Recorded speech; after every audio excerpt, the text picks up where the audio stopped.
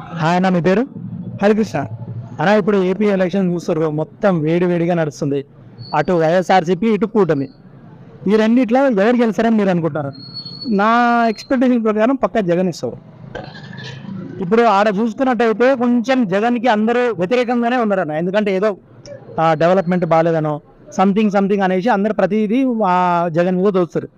ఇటు వీళ్ళందరూ మొత్తం కూటమై అందరూ కలిసి ఆపోజిట్ ఓటు చేస్తారు. సో ఇక్కడ ఒక్కరు, ఇక్కడ ముగ్గురు. సో ఎట్లుంటుంది అంటారు మొత్తం వేడి? హీట్గానే ఉంటుంది, అంటే బిగ్ టఫ్ కాంపిటీషన్ ఉంటుంది. కానీ ప్రజలు కొంచెం ఆలోచిస్తారు. ఎందుకంటే కొంచెం అదే మన సంక్షేమ పథకాలు ఎలా ఇచ్చాడు.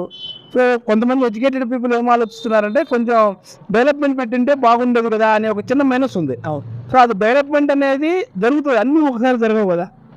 సో ఒక్కొక్క పార్టీకి ఒక్క విజన్ ఉంటుంది. సో ఆ విజన్